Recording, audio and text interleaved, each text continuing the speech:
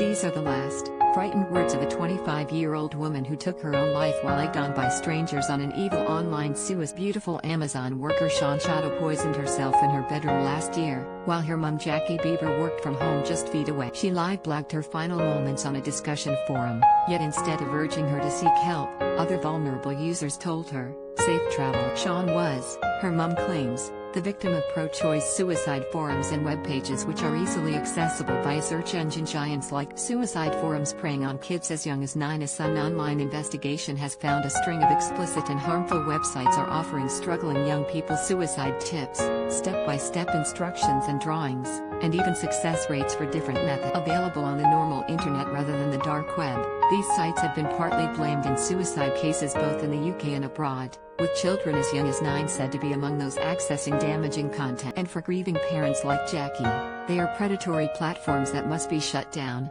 as millions of people struggle with their mental health and lonely youngsters spend more hours online during the COVID pandemic. Shawn was talking with them live. Jackie, 44, tells us through tears. She said, "I feel bad because my mom is just down the. I was here the whole time, just sitting here, working. Someone said their only concern was that, if I heard something, I might call for help and it might not work. That was their only concern. No one said, maybe you should go talk to your mum before you do that." She adds, "My daughter's last words to anyone on this earth were, they just said, safe travels, good luck."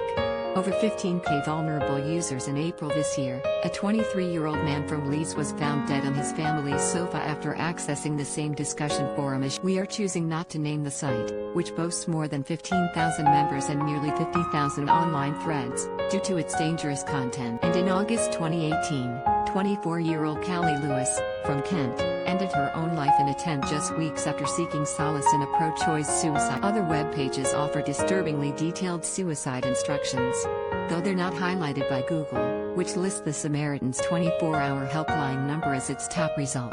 They can be, "My boy got step-by-step tips. Daniel got step-by-step instructions," says Mom Emma Oliver, whose 15-year-old son Daniel Long hanged himself while revising for his GC. "I remember saying to the police, he's Googled it, and he did." Emma, now 46, was cooking a Sunday roast at her family's home in Leeds, West Yorkshire, in February 2017 when Daniel took his life upstairs. The happy-go-lucky youngster, who had become extremely stressed about his exams, was found by his mum and died in hospital 2 days. There's too much on the internet. If you can remove web pages on making bombs and that, surely you can remove ones on suicide? Though the web page Daniel visited has since been shut down, his mum tells us that she's really shocked some suicide forums are still. Unlike well-moderated sites, these pages are incredibly explicit. "I started to have panic attacks reading it," she says of one goodbye call. Strangers are actually wishing them a peaceful death. She adds that while the Samaritan's charity helpline number is useful, at 15 years old, "I don't know if Daniel knew what the Samaritans was." From death challenges to 28 ways of taking your life. Eric Lane, 72, a helpline volunteer for another charity, Survivors of Bereavement by Suicide, SOBS, lost his fiancée Emma to suicide in 2015. Though Emma isn't believed to have looked at any suicide forums or websites before she took her own life aged 30, Eric says Hess come across evidence of these sites being used through his voluntary work. Hess also carried out his own research into such web pages, and says he was absolutely horrified by the number of search results. "The very first one I came across was a site that had 28 ways of taking your life. There's a column that gives you the lethality," he recalls. Other bereaved Brits have told us of sites that give users 50 challenge. The last challenge, chillingly, is kill yourself. And earlier this month, Tory MP Owen Paterson vowed to help crack down on pro-suicide websites after the death of his loving wife Rose in June. And Inquest heard Aintree Racecourse chairman Rose, 64, took her own life in Shropshire Woodland after searching suicide methods on the internet. Mr. Paterson, who has branded pro-suicide sites horribly inviting, said he had no indication his wife had been thinking of taking her own life. And Eric, from Leamington Spa, Warwickshire, tells us, "I don't think there are many people who know their loved ones have been on suicide forums. It's easy to wipe off any information." A parent's worst nightmare for Jackie, from Pennsylvania, US, the first sign that her super smart daughter Shawn had access to suicide forum tragically came too late. "When I saw her on the floor I didn't even know what had happened," she recalls, describing the moment she went to check on Shawn, and "I thought, oh my god, she fell. I thought maybe she had become dizzy and fallen down, Or maybe it was a heart attack but she adds, she was blue and cold. I tried so hard to bring her back. Then, we opened up her phone and saw the message branded ugly by bully sweet Sean, who was a loving big sister to twins William and Wesley, now 8, and 11-year-old Catherine, had been. She would never say a mean thing about anyone, ever, says her mom. But she got picked up. Girls would call her ugly and fat. She wasn't, but kids are just so mean. Once a very goofy child who loved indie music, art and Harry Potter, and who dreamed of curing cancer, Sean became consumed by anxiety. She dropped out of university and ended up cleaning toilets, with her mental health struggles stopping her from taking on customer face. She couldn't even look at someone in the eye, recalls Jackie. She, also, hated even leaving. She would be shaking in fear. Suicide forums, a blessing and a curse. Pro-choice suicide forums have been partly blamed for a string of deaths, but can they really be stopped? Experts tell Sun Online that vulnerable youngsters should steer clear of such forums, which can provide dangerous. Yet they also say that forums which are moderated and run alongside professionals in the mental health field can be a blessing. Former child rights lawyer and cybersecurity CEO Nadia Kadhim tells us that the fact mental health remains taboo makes the prevention of suicide and self-harm extreme. She adds, though the ease with which dangerous content can be accessed is not the sole reason for suicide or self-harm, the information shared on these websites and its accessibility make it a lot easier for vulnerable youngsters to get ideas and feel supported in their intention to harm them. However, Nadia, of Knox Cyber, says she doesn't believe that pushing for a ban on such forums, though understandable, is the solution. Policing cyberspace with law is very difficult because if one forum closes down, it will only be a matter of time before another one pops up. Children and teenagers need to be protected on and offline, but they also have certain rights, like the right to It's a difficult balancing act for lawmakers to strike. She continues, the best way to protect our children, our teenagers and ourselves online is through it. We have to learn about online risks and talk openly to our children about what they shouldn't. Model Rebecca McAllister, founder of mental health blog Rebecca's World, tells us forums can be both a blessing and a curse, with those that are unmonitored edging more. The forum's niche is not particularly relevant. The issue is the members within it and their intentions to promote and encourage suicide. She adds that those involved within a circle that leads another to suicide should be held accountable and criminally charged for their. It's important to remember that there's good and bad in every person, so I would encourage anyone under 18 to avoid such forums as the mind is still of a vulnerable nature. Even those who are classed as adults should still exercise caution online, as their own mentality and state of mind may cause them to make misjudged decisions. For years, Sean struggled.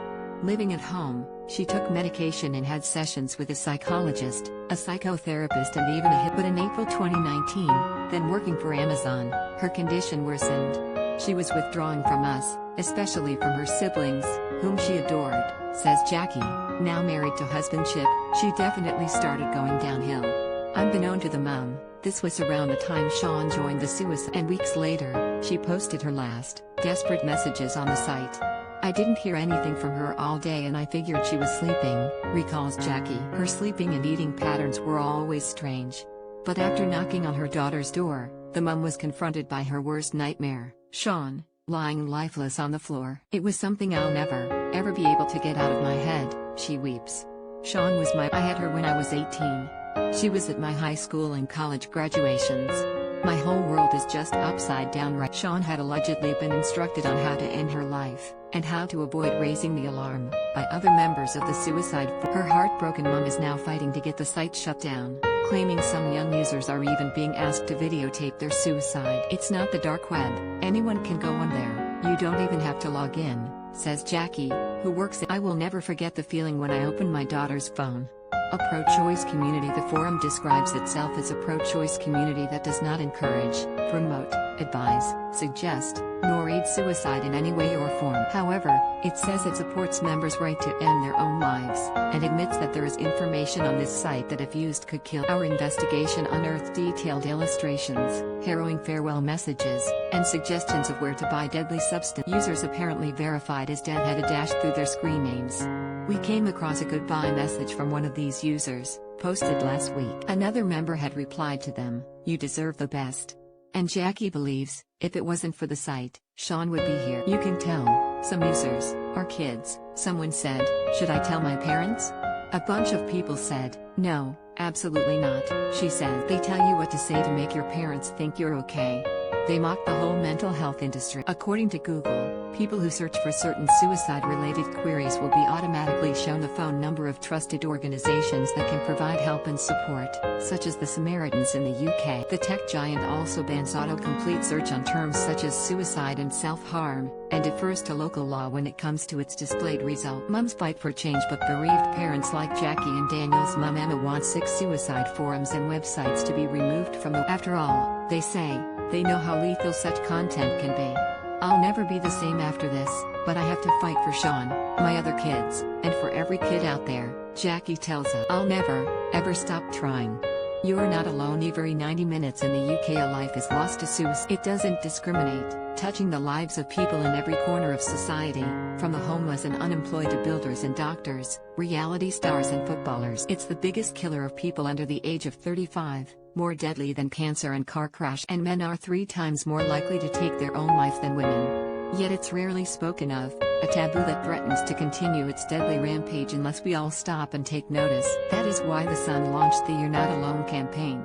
The aim is that by sharing practical advice, raising awareness and breaking down the barriers people face when talking about their mental health, we can all do our bit to help. Let's all vow to ask for help when we need it, and listen out for others. You're not alone. If you, or anyone you know, needs help dealing with mental health problems, the following organizations provide support. As for Emma, she often spends time in her beloved son's bedroom, which she's kept the same, with even Daniel's 2017 calendar frozen. I've managed to wash his clothes and I put them in a memory box, says the mom, who has set up a charity, Team Daniel, but everything's the same.